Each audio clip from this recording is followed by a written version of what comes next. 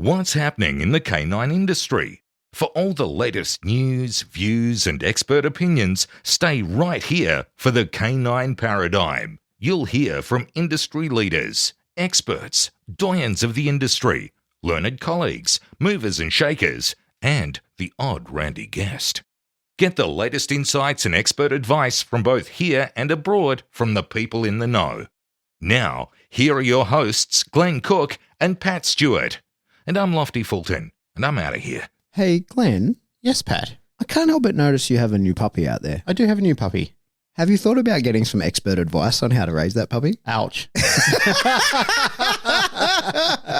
Well, it just happens that we do have an expert as part of our sponsor group. Really? Yeah, Dancroft Canine. Do they run puppy class? They run amazing puppy classes. What on earth do they do there? They've got whole ranges of foundation for puppy school.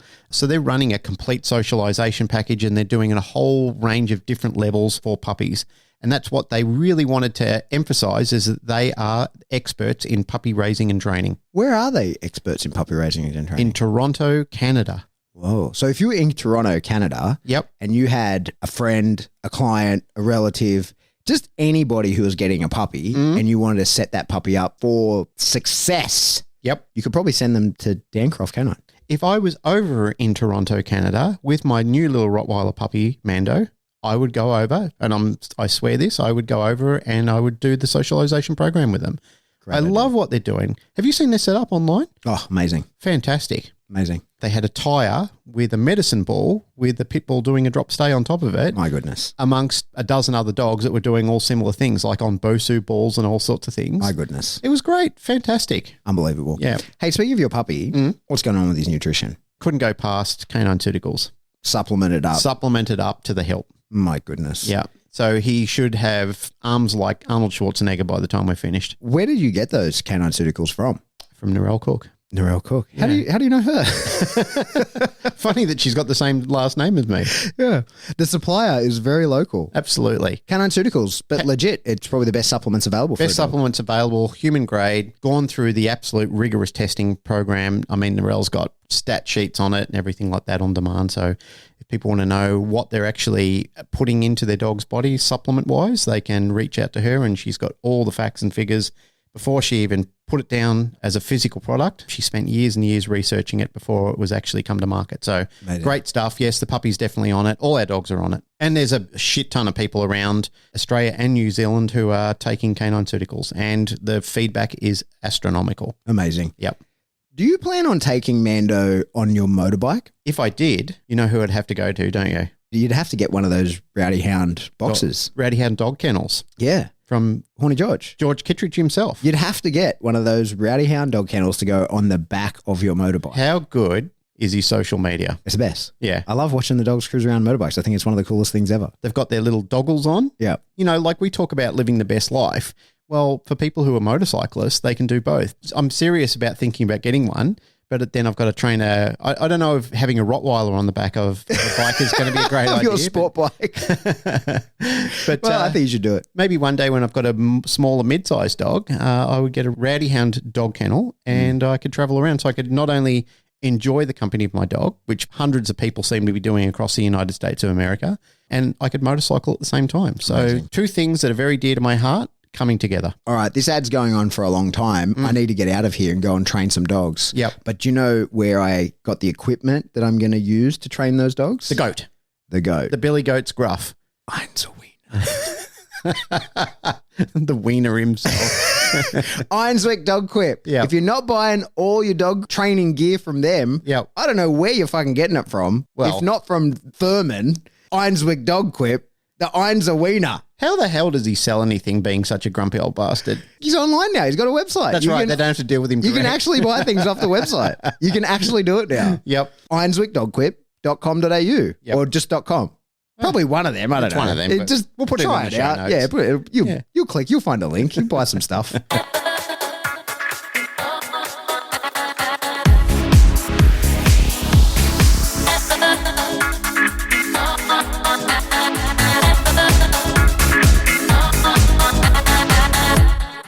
Welcome back to the Canine Paradigm. I'm your host, Pat Stewart. I'm joined in studio today by my co-host, Glenn Cook. Good day, sir. Hello. It's been a while since we actually live recorded. And Yeah, the it's been reason, 4 weeks. yeah, well, the reason for that is I got sick again. Yeah. And I lost my voice entirely for a week. That must be traumatic. For me, it is because I can talk under a wet layer of concrete. I think for my staff, it was pleasant. It's mixed feelings. It wasn't pleasant for poor Narelle, though. I mean, she was very fortunate she didn't get it. So what happened was not long after having COVID, my lungs were pretty fucked up for a period of time. I just noticed that I was not breathing as well, and they sort of started to get better.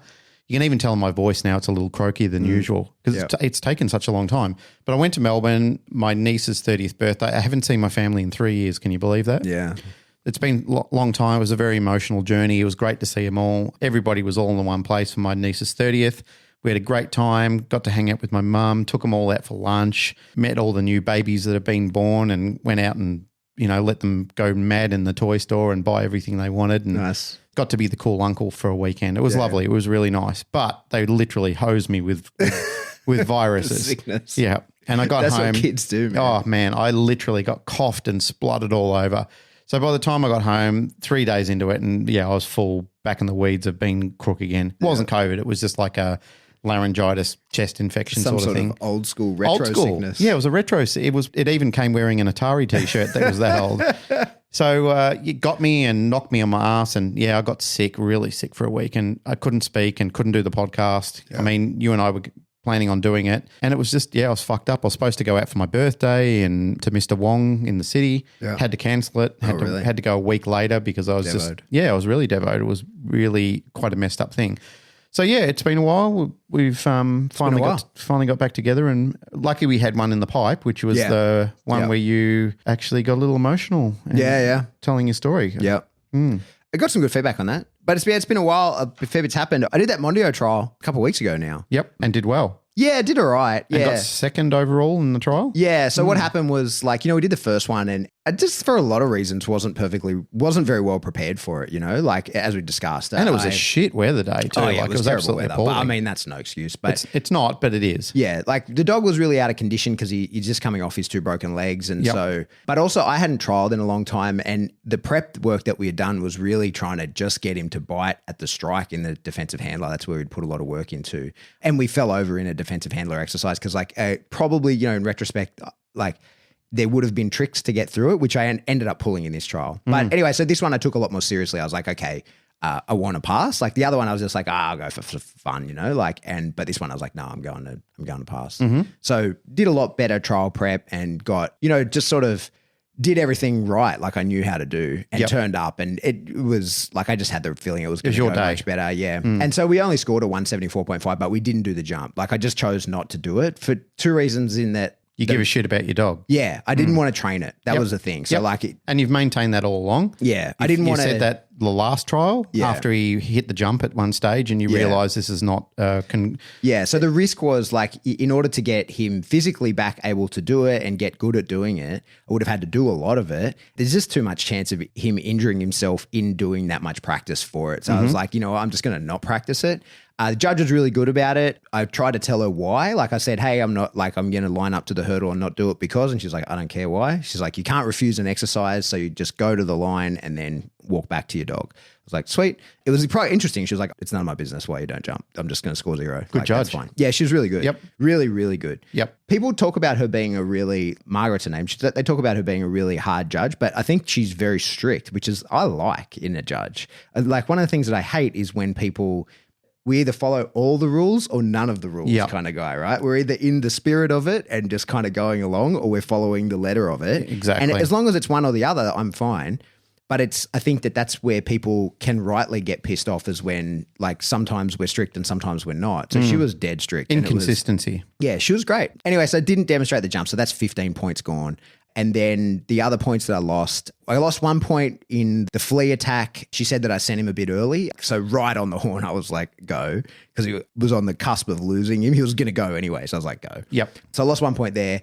And then all the remaining points I lost, the remaining 10 or 9 or whatever it was in the defensive handler. I had to pull some tricks for it to go the way that I wanted it to. And got caught on it? Yeah. I mean, just tiny things I did a little pirouette where I sat on this one bench, instead of walking straight across, I turned left. I did like a for no reason left turn. And she caught you on your bullshit. Yeah. Yeah. I mean, that's good judging. Yeah, That's exactly. great judging. Yeah. Yeah, and in her critique, she was like, I know exactly why I did it, and it was the right thing to do, but I have to take those points. And I was like, yeah, sweet. Yep. So anyway, it went really well. I was really happy. And then it was a 2-weekend trial, and I was only meant to show on the Saturday because I had a bunch of birthday parties and stuff to go to on the Sunday, and it was my kid's birthday party, so it wasn't like I could miss them. So I had no intention of trialing on the Sunday. Yep. And then like my ego just got the better of me, and I was like, well, I did so well on the Saturday, I'll kill it on the Sunday as well. And then like what I was thinking was, I just want to close that out because there's no way I'm going to go into an MR2. Like, no way, because too much jumps involved and it's too much. Like, I'm not a Mondio guy. I was just doing it for fun. Yep. Right. But then I was like, well, if I just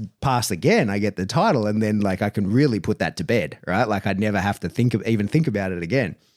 But like, I had prepped, like all of our trial prep was for a day. And like our reinforcement schedule and everything was all in line for it to go really well for one day. And it didn't work the second day. And I could tell even when I was putting him in the car, I was like, this is like, as we were leaving the house. Because what I needed to do, and I didn't have the time, was after the trial on the Saturday, all I need to do is go throw the ball for him, fuck around with him, play with him. You know what I mean? And maybe like ideally I could have done some bite work and let him have some like, decent bites. Cause in a trial, their bites are so shit for the dog. Like it's like in 10 seconds off, no regrips, no nothing. Right. So if I just gone and thrown the ball and just played with him and done normal stuff, it would have been fine, but I didn't do any of that. And so, cause I had stuff to do, I had to rush home, and then I had like, I had to convince Jane that like, I promise I'll be back by 10:30 the next day. I had to go first in the trial and then leave like immediately after. So like it was this stupid thing to do. I shouldn't have done it. And I could tell as I was putting him in the car, he was like, hang on, mate. Like, we're going to do that same bullshit we did yesterday where you gave me no reinforcers. You gave me 3 shitty little bites and no reinforcers. So as we were entering the field, I was like, this is going to go bad. And it did. Like, we would have been okay. We blew in the defensive handler because I tried the same tricks. Yeah. she dismissed me straight away. She was like, no, you're fucked. Yeah. Because like same deal. Like I could feel that I was losing him, and I did this weird, I walked off in like a weird direction and stamped my foot. She's like, nah, I'll let you get away with it like once, but this is too overt. Yeah. So that was the end. So yeah, we didn't pass the second day because of that, but it was not a great display, but I was really happy with the Saturday, not so much with the Sunday. And totally, I'm aware, I know exactly why. It's because I wasn't prepped. Like it was a stupid move. I should never have done it. Like I was just like, I'll just go and pass again so I can put that to bed, but with no forethought as to, well, you got to do the things that you know you need to do.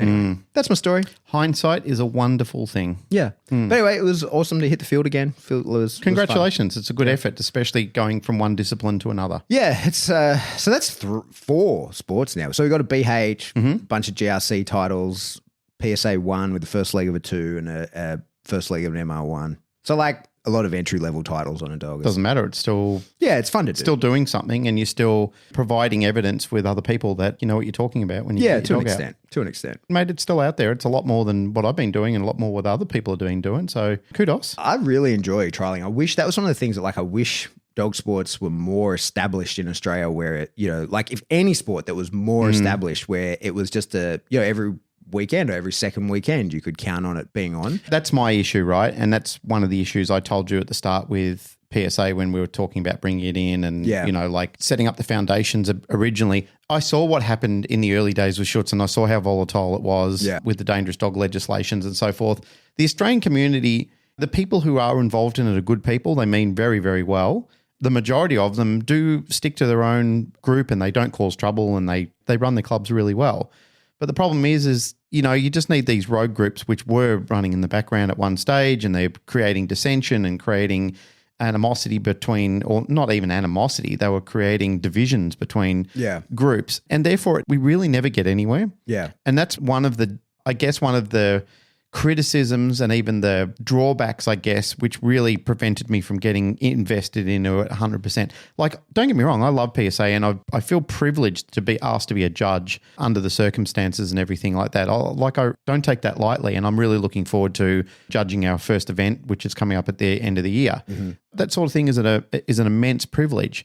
But the only thing is it's just so hard to kick things off. And it's great that we've got a couple of Mondio groups. It's great that we've got a couple of IPO groups. It's great that we've got a couple of PSA groups, but we need a lot more of them. Yeah. You know, and that's the thing. In order for, as you said before, in order for trials to be, you know, a trial a month where people can go away and get, you know, get their titles up and travel around the country and be judged under different people and so forth. The United States are very proactive in getting things like that involved. You know, like they've got East Coast and West Coast, mid-states and so forth that have got groups that set it up, and people are very vigilant in getting involved in it. Yeah, more numbers for sure. I think one of the tricky parts as well, I think we worry in Australia about the public's perception of bite sports more than we probably should. Because I know, like, in the industry, everybody, we're like, oh, you know, people won't understand what they're seeing when they see that, and they'll think that it's making dogs dangerous and all this kind of stuff, right? Educate them. Well, this is the thing. So I kind of feel the same. And so, like, I don't post much of that sort of stuff. I don't really put any of it out there because I think the same thing. I don't want to cram this down people's throats. People are happy to let us do it when they just don't really know about it. Yep. But at my work, the people who work in the office, they know that I'm a dog trainer, right? That's all they know. And so whatever they imagine a dog trainer is, that's what they imagine I am. Like, whatever the avatar of a dog trainer is, they have no idea what I do in the dog training space. Yep. Right? But when I was prepping for that trial, I had to take Remy to work twice, right? And so I said, oh, I've got to bring my dog in. And they're like, oh, wow, like, how exciting, going to be a dog in the office, right?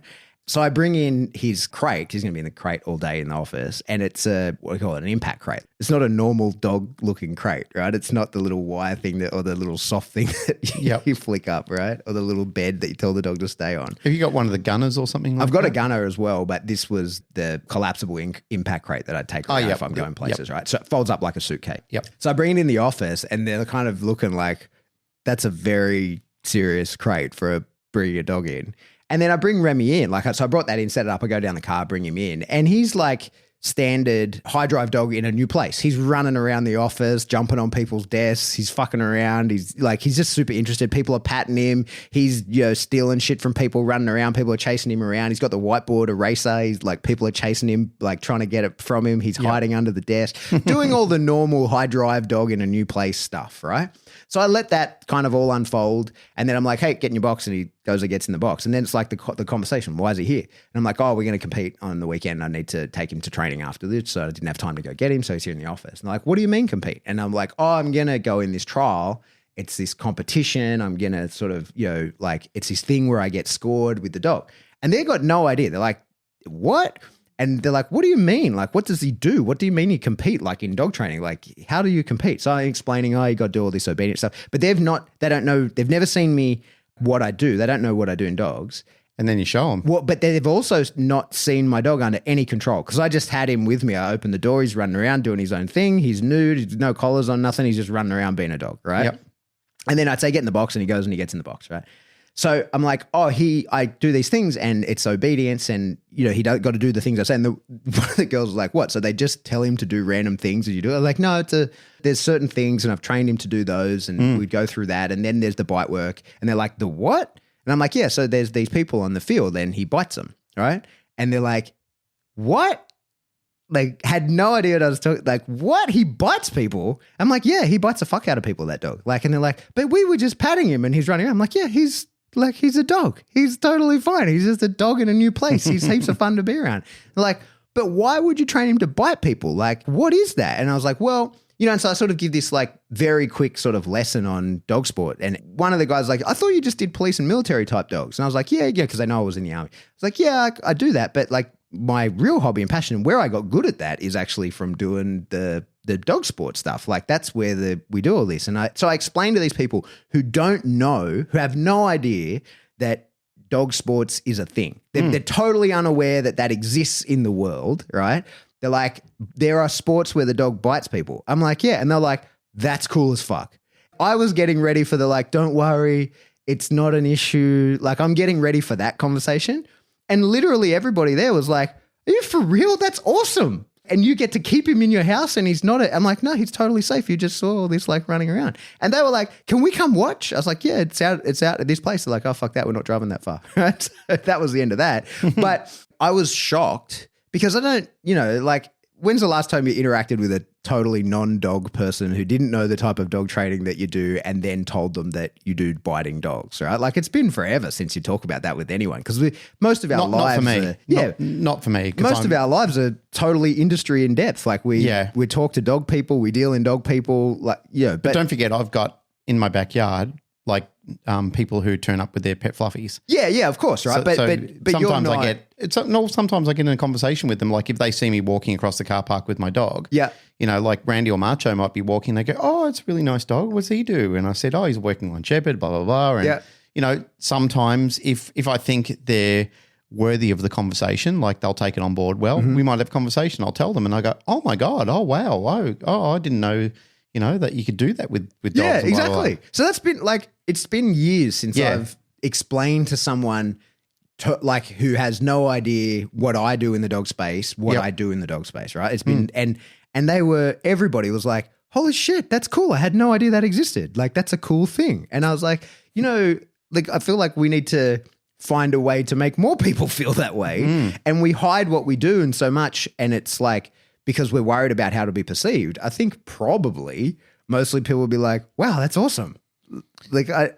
And in Australia, we really go to great lengths to not show it because we're so concerned about how it will be perceived. I know that like in other places they don't. And I've been to like clubs in the States where they're training there's a soccer field. They're playing soccer on the field next door and we're doing bite work on this field and nobody even bats an eyelid, right? Like it's no big deal. I guess it depends where you are and how people are used to it. One of the things that really amazed me when we had the Zuko Memorial Trial over when you and I were in the States together that time with Sean and Janet. Sean had a pump action shotgun there that he was literally lighting, just blasting off the field. And that was totally okay. Like if we did that here, there would be like maybe a SWAT team turn up. Raptor team would come and arrest you and throw you to the ground and arrest you. We had a helicopter fly over at a trial when we had the gunshots. Remember that? Yes. We had the police helicopter fly over because there were gunshots in the area. Oh, yeah, that's right. When we did PSA. Yeah. And we had Alice that had to ring in. Yeah, she had to call them and be like, it's us doing, it's a cap gun. And it's a cap gun, yeah. Fucking a dog trial. We're just doing dog trials. And she actually, I think she announced it ahead of time. And she announced it the second time because the helicopter thing. Yeah. And then because she was a police officer at the time, she actually rang Castle Hills Police Station and said, hey, we're doing a dog sport trial. We've got a cap gun. We've got licensed firearms holders here, but it's just caps. It's, I'm here on site. There's no danger. And they said, yeah, it's fine. No problem. Yeah. Thanks for letting us know. Really appreciate it. If any calls come out, and if there's a problem, we'll call you back. Yeah. That was quite amazing. And then we go over to America and then there's like, half the people they're armed. Sean's running around with a shotgun with blanks in it, like a pump action. I'm going, holy fucking shit. This is just incredible. Yeah. Yeah. It's just crazy. Madness. Yeah. And blanks are fucking loud too. They are loud. They really crack. Yeah. My ears were ringing from those. Yeah. I only got it the other day where Janet named her dogs Danny and Zuko. It's from Greece. Danny Zuko is John Travolta. Oh, really? Yep. Yeah, right. Didn't you know that? No, I didn't. I was watching Greece and Danny Zuko is John Travolta. He plays the main character in Greece. I was unaware of that. She must be a massive Greece fan because she's got two dogs called Danny and Zuko. Yeah, right. Danny Zuko. I'm totally unaware of that. I just twigged on it the other day and I thought, holy shit, that's one of those lightning bulb that hits you right in the tip of the penis. It's not where I get hit by lightning. Well, you don't play with the same things I play with. Oh, dear. All right, that's my story. Hey, just before we kick off, I just want to... Kick off? We're fucking up. Yeah, we're into the guts of it. I just want to thank Greg Trednick for asking me to come and do a presentation for the New South Wales councils for the Ranger group. Oh, yeah. Huge group, like I think 130, 140 people there. It was a big group at Ridges and Parramatta. I got to go up and do a little segment on dog aggression talks. Mm-hmm. Perceived very well, got good feedback. All those from people who came up and met me and thanked me for coming on and so forth. Didn't know what people wanted. Sometimes it can be very hit and miss when you're lecturing to a group like that, but they enjoyed it. I think what they did enjoy was I wasn't talking nonsense or talking opinion. I was talking fact. So I was quoting from Abrantes and obviously Uncle Bobby and most of the people that I think are credible in that field. Yeah, they enjoyed it. So I just wanted to thank Greg for giving me the opportunity, made some great contacts there. It was very well run, very well organised, what I saw of it. Everything ran to time. It was very professionally organised, the presentation and the slideshows and everything. It was fantastic. I mean, I had something like 90 slides to get through in an hour and a half. So, I was really pumping because I thought if I spend just 1 minute on each slide, that's like 90 minutes long and, that's pretty much the time. So there were times where I had videos to play to show people, dogs being aggressive and all sorts of things that I usually do it takes me a day usually to get through it, to do the whole thing properly. But I raced through it but I still got to the end and got to take a few questions and then got to talk to people during lunch, which was really cool. Thanks, Greg. Really appreciate it. Maybe Andrew Clark's a person to speak to about this, but I'd love to talk to someone who's been a council ranger for a long time. Yep. Like 40 years or more. Because I'd love to hear about like what they've seen change in dog culture and the management and dealing with dogs. That would be an interesting discussion because I've actually met animal management officers or rangers who actually hate people, and you can understand why. Like there's an industry term with Australian police, and I'm not going to say they all say this, but when they're dealing with that element of ilk that they constantly come across, they call them grubs, because they're just grubby people who just have no care about the community. They just care about themselves and they're just complete fuckwits. And management officers, the rangers, they have to deal with that same sort of common element too, where it's constant people who keep fucking up and keep making the mistake that everybody else in the community who aren't doing that, they end up paying for it down the track. Yeah. Because then council have to look at it as a liability to the community and saying, well, if these dogs keep doing these things, how are we going to keep people safe if we've got a community that just won't obey the rules? So we have to make them quite tight and quite stringent. But then you get to the point where you just think, I can't stand even turning up to these people's properties. Even though you shouldn't have that bias, you should treat every case as an individual and go there. After years and years of dealing with it, sometimes you just think this is just going to be another one of those cases. And it only reinforces it when you're right and you think, see, told you it's going to be exactly like that. Yeah. Where it's just such a pleasant surprise when it's not for some of these people, because I've talked to them about it and they do get somewhat jaded about it, where it's difficult because then the community says, well, you shouldn't be biased and you shouldn't feel like this. But it's like what we talked about on the show a while ago. When vets are seeing nothing but damage from using training equipment, then they develop a bias about it quite quickly. Then they say, well, we're seeing that. And us as trainers don't. We don't see that. We don't have reports going back there. But when you've got 1 dog, 2 dog, 3 dog that's come in over a period of time where you see things, you start thinking, well, there's a pattern here. Yeah. I'm starting to see the same thing. Well, it's because sometimes in those sort of situations, that's what you're in a fixed pattern of seeing that sort of thing. Yeah. You're the person, you're Johnny on the spot for dealing with that problematic behavior. Yeah. I think for sure, anybody that deals in law enforcement and that kind of stuff, it's tricky. It's a difficult life because the people that you're interacting with day to day are either in the midst of some, critical life event they're probably going to remember as the worst day of their life. Like they're the victim of something. Yes. Or they're the perpetrator of something. And they're the people that you deal with sort of every day. And most people are lying to you. It would be like, you can see how people get kind of pretty jaded and learn not to like people. Yes. But what I'm interested in. Or dogs. Yeah. Or dogs, right? Because you're only dealing in the problem dogs. So like so many dog trainers, I think, have like a warped view of what a dog is, you know, especially like we've had this conversation a million times. We can upset the same people all over again when like so many dog trainers think that cavoodles are the worst dogs in the world.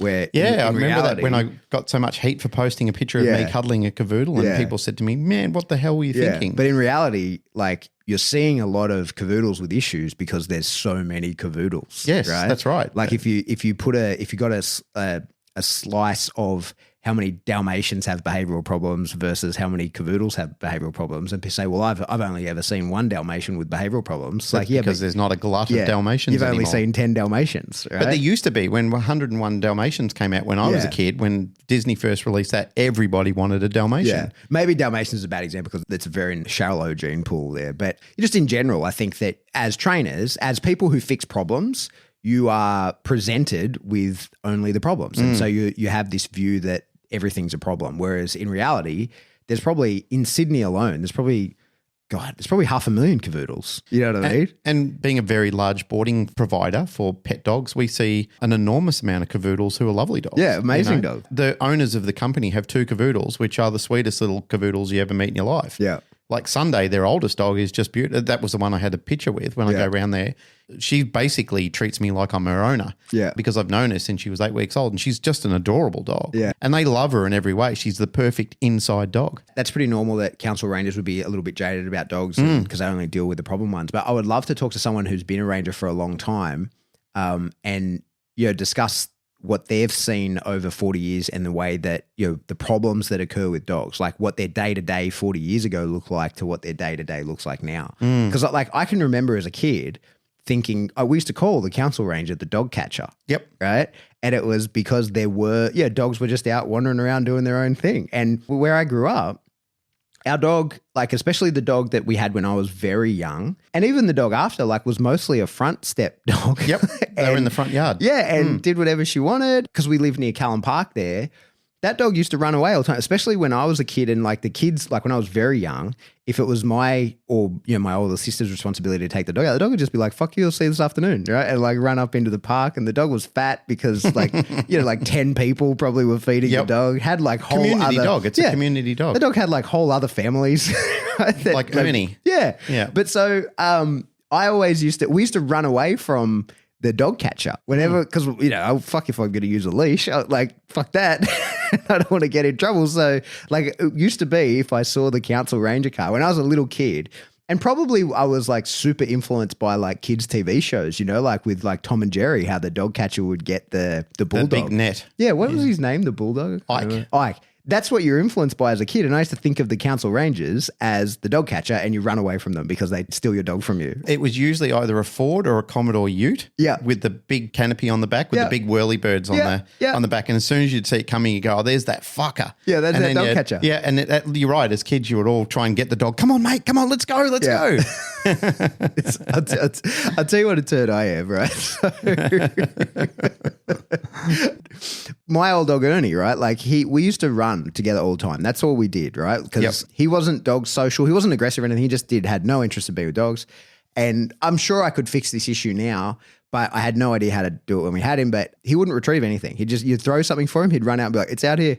And that was it, right? Like he'd stand there and be like, I found it. What do you want me to do? And you'd have to go get the ball and throw it again. Now, I know very well how to fix that problem now, but then I had no idea. Yeah. I used to just go running with him. He loved it. And we used to just run all the time. So when we lived in Coogee, I used to run from Coogee to Bondi like at least once a week. Yep. And you're not allowed to have dogs in the cemetery there. And there's parts of it that are on leash, and I never did that because he would run like right in a heel, right? He just like, maybe he would be a stride ahead of me at max, but he would always be right next to me. Yep. And you're not allowed to have dogs in the cemetery where you go through there. And they used to have security guards that would like try and stop you. And I used to give him fake name and shit all the time, right? And just be like, and I'd get fined all the time, and I'd send it. I'd be like, oh, I don't have any ID on me, mate. Like it was people carrying phones. This is like 2005, right? Yep. I'd just give him a fake name and a real address of one of my friends and make sure the bills got sent to them. And then there was another time when I was running around the bay and I had him off leash at an area where you're meant to technically have dogs on leash. And there was the ranger in the park there. He's like, hey, you have to stop. I said, mate, you're gonna have to catch me. And I just I just said it to him and I just kept jogging, and there was no way he could. He tried to jog after me for a while. I was like, come on, you get me. And then he ran to his car and he was clearly going to like head me off at a different area. So I turned around and ran the other way. Totally random and totally irrelevant, but still hilarious. Have you seen the movie Little Nicky with Adam Sandler? Yeah. Where he's the devil's kid? Yes. Yeah. There's a stage in there where they find out he's a monster and the whole community start chasing him. Yeah. Like this huge fat guy sitting on a crate eating a Snickers bar and everyone's running after him. So he gets up to run after him and he takes like 5 steps after him, looks at his Snicker bar and goes and sits back down again. I fucking die with laughter every time I see that. Yeah. Well, that's kind of what happened. Yep, with this ranger. and that's what made me think of that skit. Yeah. So like I was a turd. I used to run with my dog off leash all the time, but he was never a problem dog. And this was, at a time when it just wasn't an issue. That was probably right at the start of when that became a thing, like where people were starting to say, hey, your dog has to be on leash in this area. Because before that, like when I was a kid, it was just the dog was out, like the dog was with you. It wasn't a thing. And I'd love to talk to a ranger about like how that's changed. Like what has their day-to-day, like what's their day-to-day work changed like over the last 40 years, where they probably were out picking up strays and then having to deal with getting those dogs back to people and that kind of job, to now dealing with probably a lot more reactive dogs, a lot more problematic dogs. And reactive humans. Yeah. I'd love to have that conversation. I think it'd be really interesting. As long as it's not one of the people that I said that I could run away from and did. As long as I don't get that fine retrospectively. Yeah, well, okay. If there's anybody out there in the community, local New South Wales. Yeah, that'd be good to get someone in. Yeah, if anyone wants to chat about it and tell us about how times have changed, what you've seen, how legislation has changed, how people are letting other people down in those sort of situations where they're creating problems, and as a community, what we can do about it to improve those sort of situations. Yeah. It's amazing, really. And I keep saying this on a regular basis, that even though we have access to supercomputers in our pocket, which as kids, this was Star Trek science fiction to have, I'm holding an iPhone, like that was absolute science fiction. But now it's absolute science fact. We can reach into that and we can contact anyone in the world at any time of day if they're awake and they've got their phone on them. We can access information readily. Every single university, every single bit of literature that's free online, you can access it immediately. And yet people still do the most heinous, stupid things that you would think, if we had access to this 30 years ago, this will eradicate those issues. If not, sometimes they're worse now. Because I'm sure that they use these phones to look at cat videos and not to educate argue with people. Yeah, and argue with people. It defies all sense of logic. I'm not saying that I'm a pillar of perfection and that I don't do stupid things from time to time, because I do. It's part of human nature. But I try not to do it where I can see it's going to cause harm, disrepair to reputation, harm to other people. I really try not to do things like that. I might fumble through things, but I really genuinely make attempts not to fuck around with other people. I try to live and let live as much as I possibly can. It just amazes me that other people don't. And that's why people in law enforcement groups who have to deal with these people on a day-to-day basis, this is why they get jaded towards them. This is why they have a certain amount of preparedness, as a dog does when it sees a similar situation time and time again. It thinks, here we go. Here's that old chestnut time and time again. Here it comes. Here comes the attitude. Here comes the behavioral sequences. I can see it all unfolding before my eyes. And you develop that immediate bias straight away. Sometimes you can even walk up the driveway and you look at the car, you look at the habitat, I guess, and all of those key indicators start stacking up and you think to yourself, yep, it's just like yesterday. Goodness gracious. Moving along, we sort of had a topic in mind, and I wanted to talk about something that I saw online a while ago. It's a quote from Jordan Peterson, who seems to be getting himself in and out of trouble more regularly than not, but I'm not going to get into the political side of it. If you think he's a fascist and so forth, this is a quote that he said. The quote said, "You should be a monster, an absolute monster, and then you should learn how to control it." And this is something that I think we focus a lot on in training dogs. And I totally endorse that when I'm trying to help people socialize and build and structure a puppy into adulthood. There's been lots of episodes in the past where we've talked about the relevance of this. And yet I still have people asking me questions about this and saying, why would you do that? Why would you want your dog to be a monster? Well, I'm letting Mando be a monster right now. He is untethered. He's allowed to do whatever he wants to do within reason. I should say within reason. Like the other day he came on and he locked hold of my hand and, he really chomped into me. And I told him pull up on it. He did, because I put a little bit of effort into chastising him. There was no physical chastise. I just verbally chastised him and he pulled up. He looked at me and went, "Oh, I'm not supposed to do this." Then we found a toy. Then we started to engage in that, and he, we took off from there. So I showed him the difference between two. One's not rewardable. One ends the game. One continues the game. Not teaching anyone to suck eggs who's been following along with us, but I'm letting him be a little bit of a monster right now because I am going to teach him how to control it later on. And people say, "Well, when do you do that?" I watched a good video with Bart the other day, who's currently got himself a little puppy, and he was swimming around in it, and he was talking about the same principles he teaches a lot in the NAPO courses.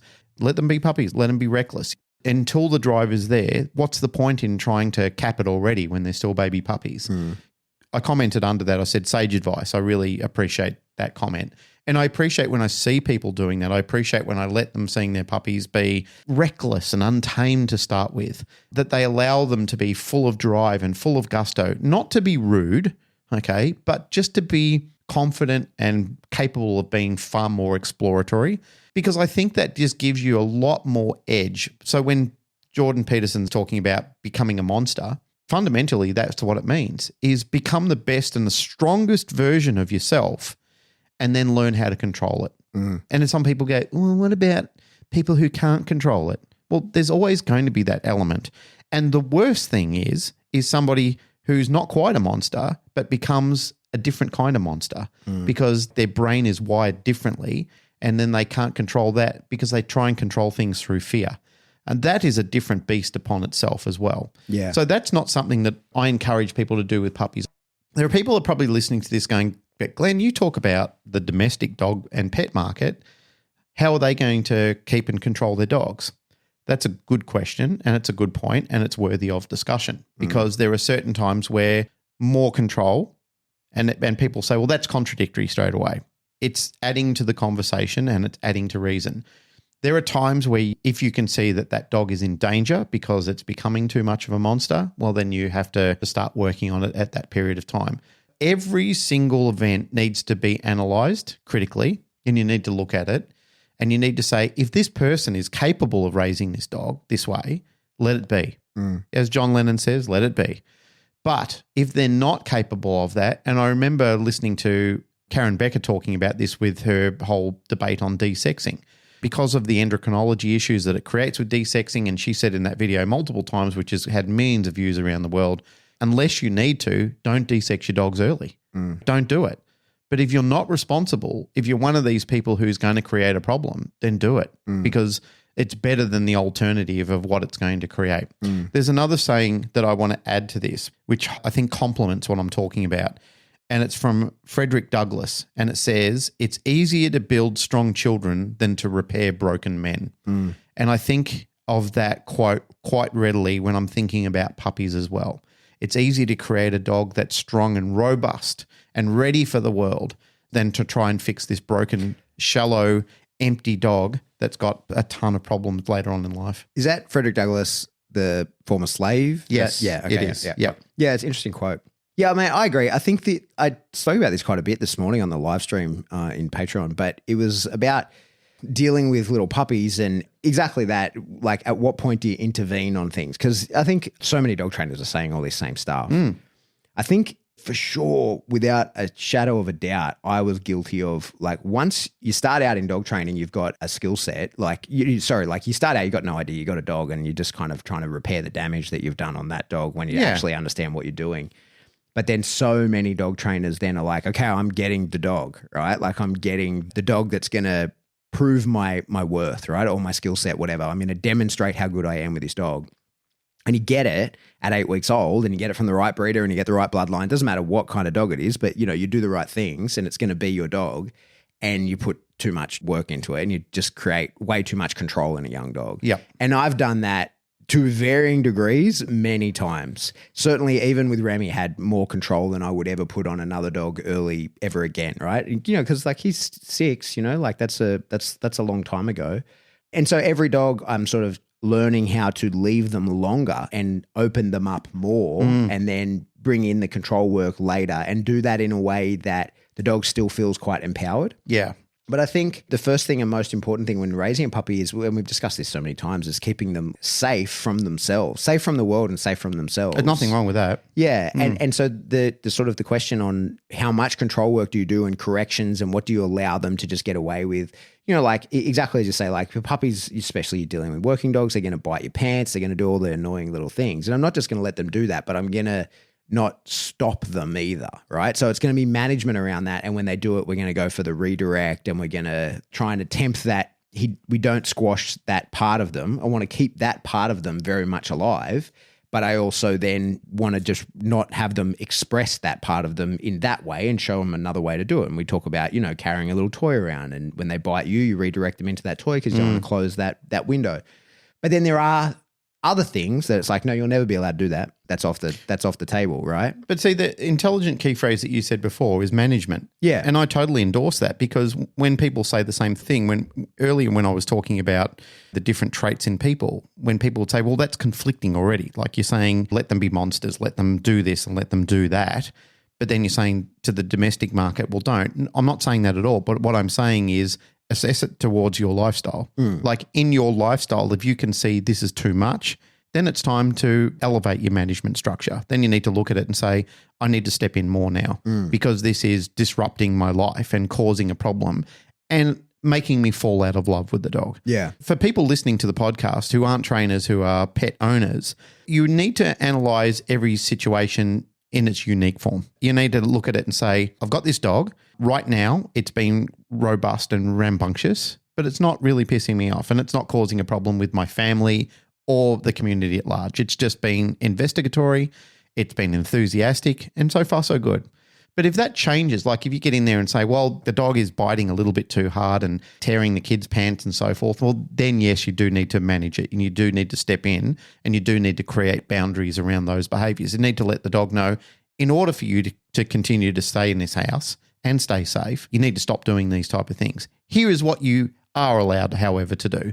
You can rip and tear these toys, or you can bite them hard, or you can throw them around the room or whatever. They're yours to do as you wish. That is part of a management structure. Yeah. I think, the more I think about it, thinking about that quote, right? Like learn to be a monster and then learn to control it. I can see that upsetting people that don't like it, but I think that it's a misunderstanding. That's the issue. That's why quotes like that exist, is because it Creates controversy. Yeah. And at its core, what I think that really means is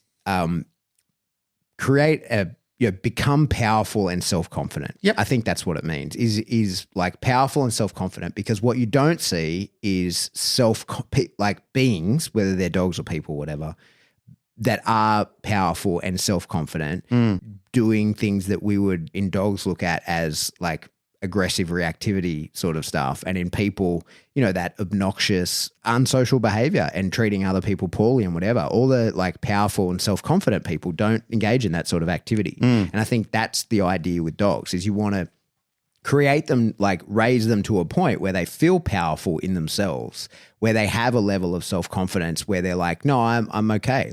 I can be confronted by something that maybe would trigger that shitty, aggressive reactivity sort of response. And it won't, because the dog's like, no, if this situation were to turn bad, I feel okay about this situation. Like, that's not where my mind goes. My mind doesn't go to the place of like, oh no, I'm in danger, because the dog feels powerful and has self-confidence to handle himself in that situation. And that the control comes from that.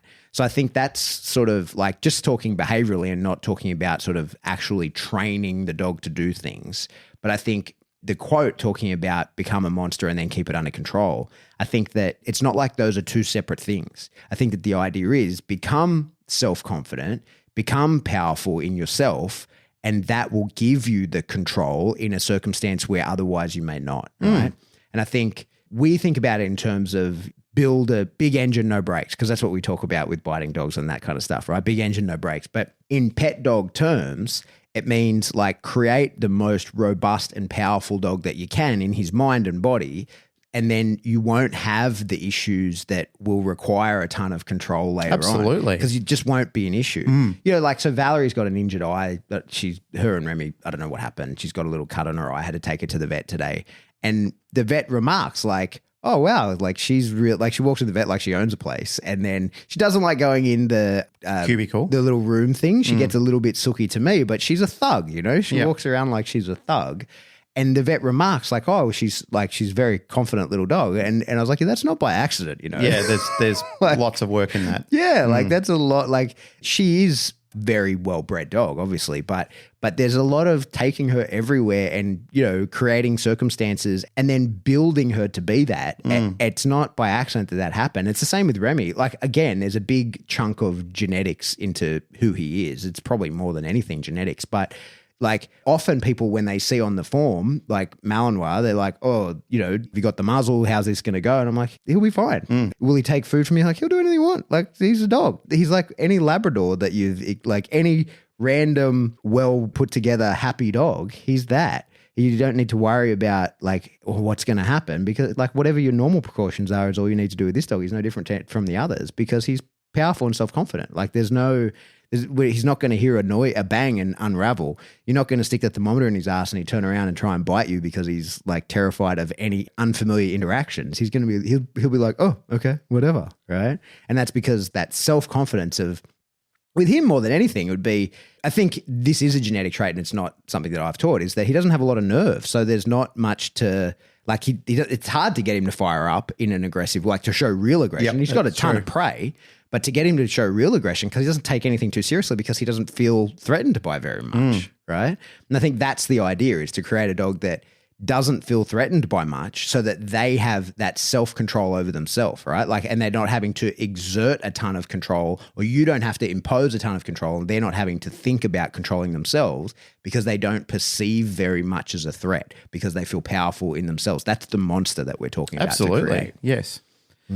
I think good choice words like boldness, robustness, confidence, and fortitude of character, they're definitely things that I'm interested in investing in. And yeah, I understand how that quote could probably rattle some cages and people could get upset about it. I think it was built on creating discussion. Of course. Jordan Peterson loves to get people talking and loves to engage in people, and he can be a controversial figure at times, as we've already pointed out. As you painted that picture, I believe that that's better phrasing of it, that we're trying to develop that overall robustness of the dog, that the dog feels super confident. And as you pointed out with something with Remy before, where the vet remarked on how calm and confident he was, or Valerie was, Valerie. The other day, Narelle and I took Mando. He's just turning 5 months at the moment. We took him to Pet Stock, and the one at Dural has got this huge staircase that it's like a split level staircase that goes up and down. And as a baby, it was one of the things that we lured him up and down on, and, you know, had a little break halfway between and then took him all the way down. And we've done it a number of times. The other day I took him there, and Narelle went in the shop. As I said, I'm going to do Mando on the stairs while you're in the shop. He literally pummeled his way down there. He couldn't give a shit. I had him on a lead and I had to restrain him because he was going too fast. We got to the bottom and there was a lady down there walking into another store, and she goes, "Oh my God, he's really confident, is he?" I said the same thing you said. I said, this isn't a fluke. This is the 10th time he's been on here. And this is the whole reason that I come here and make an effort of coming here and bringing him here, is to get him used to things like this, and then take him across to Bunnings and letting him watch cars hoon up and down the driveway and people pulling trolleys out. And she said, "Oh, why do you do all that?" And I said, "Oh, you dog owner yourself?" She said, "Yeah." And she said, like, I've never had this explained to me. So I took 5 minutes to explain it to her, and she said, "That's really fascinating. I'm glad I bumped into you." It was nice that I got to educate somebody and give them a bit of an insight on why and how important it is for the rest of that dog's life and whatever family ends up with that dog. You know, and she said, "Oh yeah, there's probably a few things that we could have done with our dog a bit better." And I said, "You know what? We all can. Yeah. We can all do things a little bit better." And I said, and again, hindsight is a wonderful thing. And mate, the same thing that you talked about before, that eagerness to get into a puppy and, you know, like to start the training and to start pushing them early on. I mean, I've done the same sort of thing. Yeah. Where these days it's more about you just grow into your drive, and when it's there, we'll start working on it a little bit later on. Yeah, yeah. You know, with Mando at the moment, he's a typical little Roddy. He loves biting, and he fetches all day long. Like when I come out to play with him at night and Narelle's in the room, literally throw something, he goes and gets it, drops it in your lap, and then he wants to play tug of war with it. And you get something else and throw that, and it's backwards and forwards all night. He loves retrieving things, and then he loves playing tug or biting deeply into it or something like that. But this is all puppy play. Yeah. There's nothing serious in there. There's nothing that's, like people are saying to me, "So what are you seeing? Like, you're seeing these amazing drives?" I said, "Not yet. There's potential there. Potential exists, but he's still young and he's still a typical Rottweiler puppy." Hey, here's a question for you. Sure. I spoke about this on the live this morning. I gave my take on it. Yep. First of all, do you think that there has been a rise in reactivity in dogs generally? Yes or no? Yes. Why? What do you think is the cause of that? Definitely the COVID puppies has caused an issue. We're seeing, Probably let's talk more broadly than that, like not just in the last sort of 2-3 years. I mean, sort of in the 30 years you've been involved in dog training professionally. Yep. Like, have you seen, if you were drawing a graph, would it go? Yeah, it's definitely a rise, and I'll tell you why. This is my opinion. Yeah. But because there's been so much consciousness about withdrawing from tools, because of that, this is my opinion. Yeah. But I believe the conscientious effort to pull people away from tools and training is causing more reactivity in dogs. Yeah. That's my thoughts. Yeah. Now, there are people out there, and, you use the phrase kicking your dashboard. I'm sure people are going to have some bruised toes from that comment alone. Yeah. If you talk about the art of science in any field, the art of science is to observe over time and measure changes for good or for bad. It's not that be biased about it and say, "I've got a dog in this race, so I want this test to win." And I say this with conviction because it sounds like a bit of a smart-ass thing to say. But there's people who talk to me about dog behavior who see maybe 3 or 4 dogs a week. I've got 50 in my backyard, 50 plus. up to 250 in my backyard at all time. And I see those dogs regularly. Yeah. Like every day I see dogs. I see people walking with dogs. And sometimes might be nonchalant about that and not really take much notice of it. And there's other times where I study people and the way they walk across the field and the way that they interact with each other. And because I'll then have to go in and talk to the girls in the reception, say, don't allow this, do allow that. Or when you're handing dogs back, don't stand in a choke point. And I'll tell the staff why. Because I don't want there to be a fight. I don't want you to be blamed for it. I don't want you to be injured. And the injury is the main thing that I'm thinking of, to them, to the dog, to the handlers, whatever it may be. But we have to modify on the fly all the time. Like, I see lots of things all the time. Just because I see it, it doesn't mean I'm the best in the world at it. But what it does mean is that I see a lot of it and I see a lot of change, and I am taking notice of it. I am looking at it to think there is definitely a rise. I see more of that. This is what I said to you before when we've got access to these supercomputers in our pocket. I expected 30 years ago, with the advancement of technology and when I could start to see things like the internet taking off and so forth, I thought, my God, people are going to be so intelligent in 30 years' time, it'll be a completely different world. I don't feel like that way anymore. I think something changed. I think we're more distracted by, like what celebrity dopes are doing on TV than what we are about building and enhancing our lifestyle. There are also people out there who are extremely intelligent and who do invest and who are committed and who do enroll in improving themselves and improving their standard or their skill sets and so forth. But there's a hell of a lot more dopey people out there than there ever was. My opinion. Yeah. Yeah. I spoke about it this morning, and I think that there's a couple of things. I think breeding practices are kind of different, right? Yep. So I think that there probably is profit over purpose. Well, no, but for sure there's all that. Yep. But I think that dogs probably are becoming thinner nerved, right? Sort of in general. I think that that's kind of happening. Maybe breeding practices. And there's a lot more of them too. There's more people, more dogs. More people, more dogs. Yeah, like there's a hell of a lot more dogs as per capita as at any other time. Yeah, so like I think breeding practices is so there's a genetic element to it, right? Why I think we're seeing more reactivity. But I think there's three elements to it. I think first is that genetics piece. I think second is exactly what you said. And I think for sure along the same lines, I probably wouldn't describe it as being, people not using tools. What I think is more just the idea that everybody's kind of, the average pet owning person is sort of well bought into the idea of training with positive reinforcement. And that's great. And we do.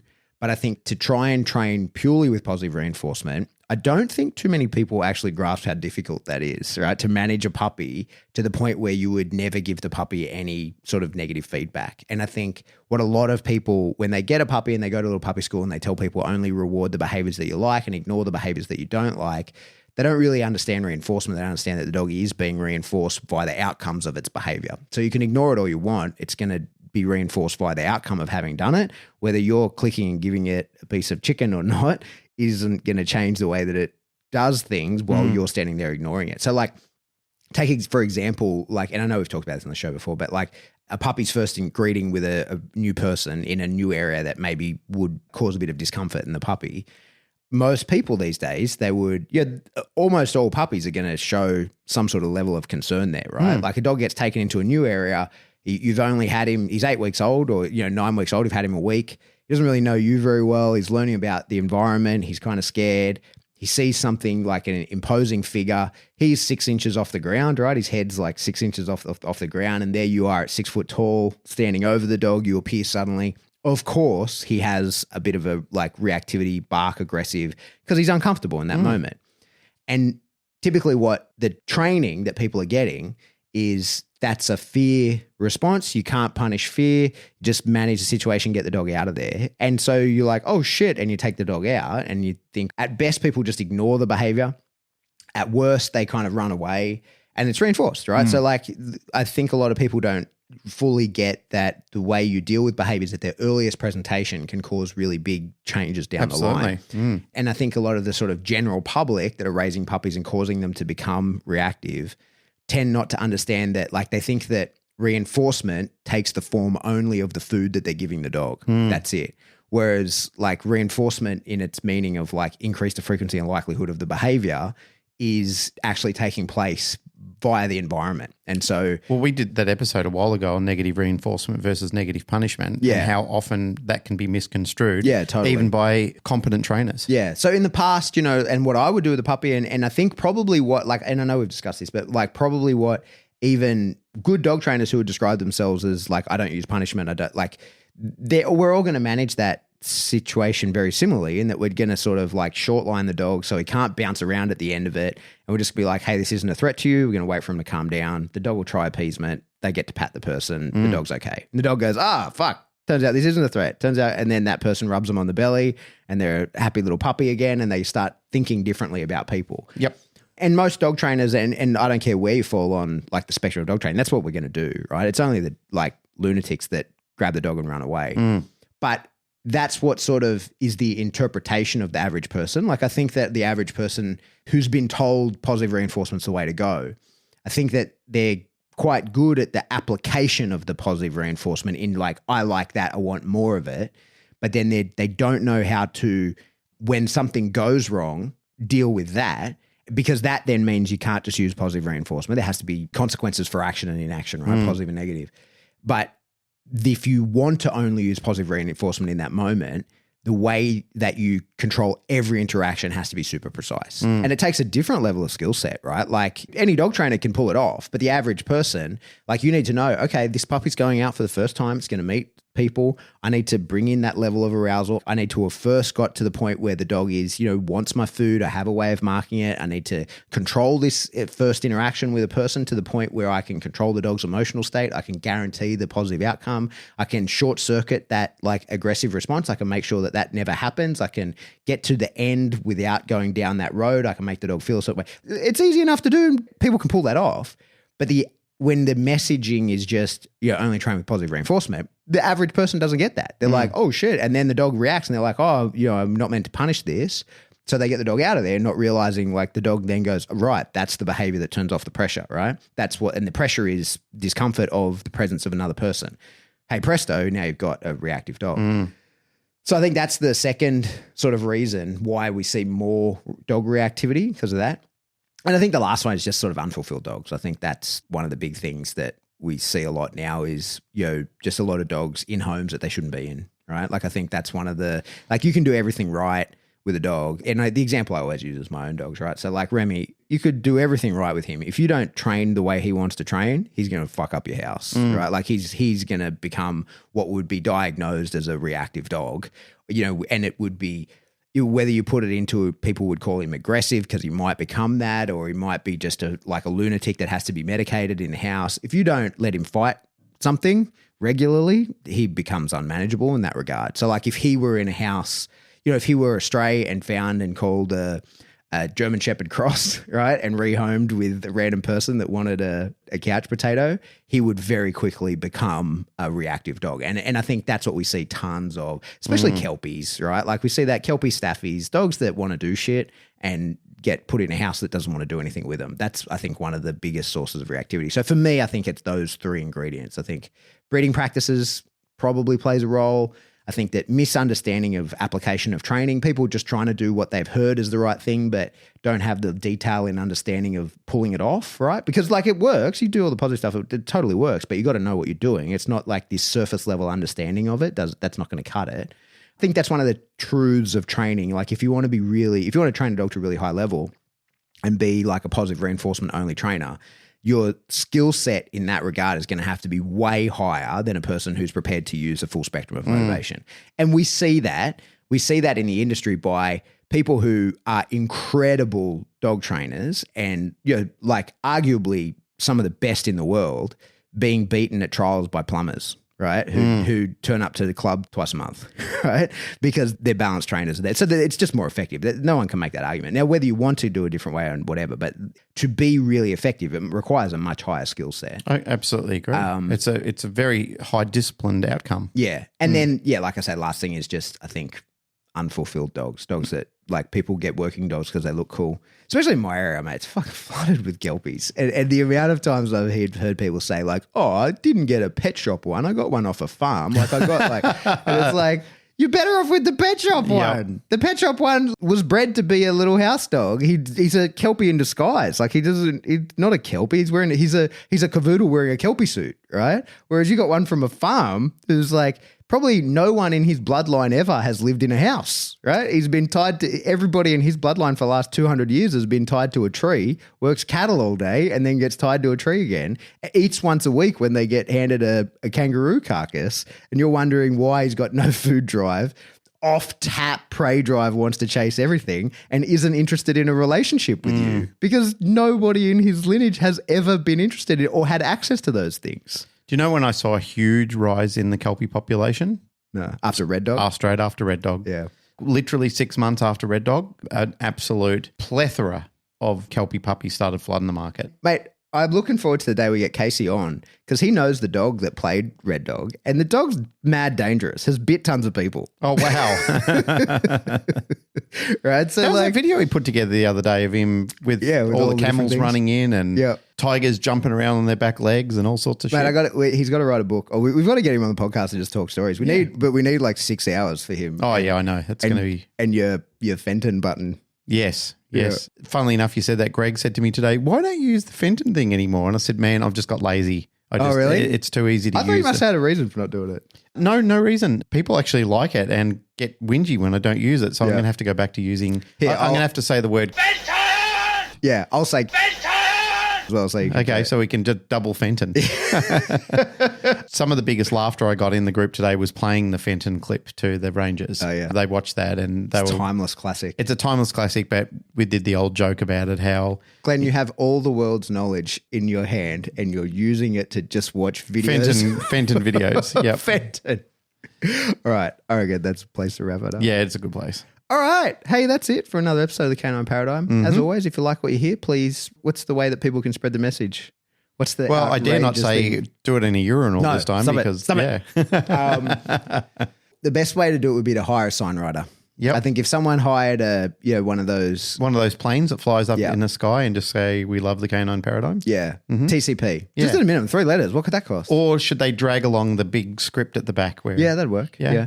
How comes that's not really a thing anymore? It's probably dangerous. That's why. No, but like when I was a kid, used to see it quite regularly. Sign writing all the time. There was like all the time people writing stuff in the sky. Now it's like very rare. Why is that? I don't know. Like you see it on like a big event day. It's probably expensive. That's why. Yeah. Like especially with fuel prices these days, I probably think just to get up and write Pat loves Glenn.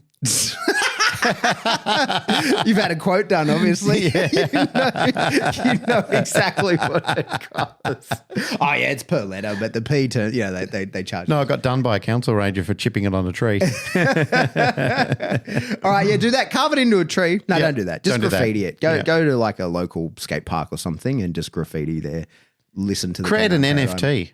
And then sell it and cash us in. I had an idea about creating NFTs actually. Did you? Yeah. Anyway, it's a different story. Okay. I'll tell you at some point. Okay. I'm not going to do it. Yep. So I may as well tell everyone because it's too hard. Yep. I had a cool idea. All right. So tell a friend, write it on a wall, do something like that. If you want to support the show, the best way to do that is to jump into Patreon. I'm live in there every month and trickle a bunch of other stuff in there. There's a giant backlog of information in there. Heaps to see. No better time than to jump in and cash yourself up full of Patreon goodness. Yeah, cash us up. Cash us up, We've had you get incredible feedback from the Patreon stuff, and I really am forever grateful of everybody that donates money through there. It's incredible to me that happens. It pays all our bills. It buys all our equipment. We're sitting here at a fancy table you guys bought, in chairs you guys bought, talking into microphones that you guys bought. With computers that you bought. Yeah, listening mixing to desks that came through Patreon. Yep. I'm making videos that are getting me in trouble on YouTube with cameras that you guys bought. Yep. No, you guys didn't buy that camera. Nah, you didn't buy that one. That was a work one. Anyway, really? But yeah, I used a work one because I was at work when I made that.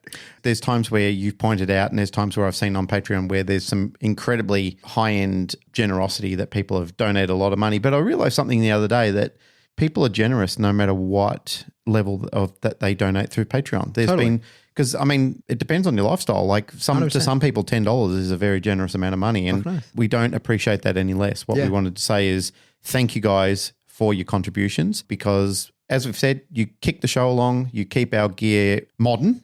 Yeah, they keep our gear modern and they keep our gear updated. Yep. They pay all the bills for the show now because we have to pay taxes for TCP. You pay our taxes and everything. For the people who do sponsor and the people who donate through Patreon, that's where the money's going. Yep. It goes to all the bills for the show. It doesn't go in our pockets.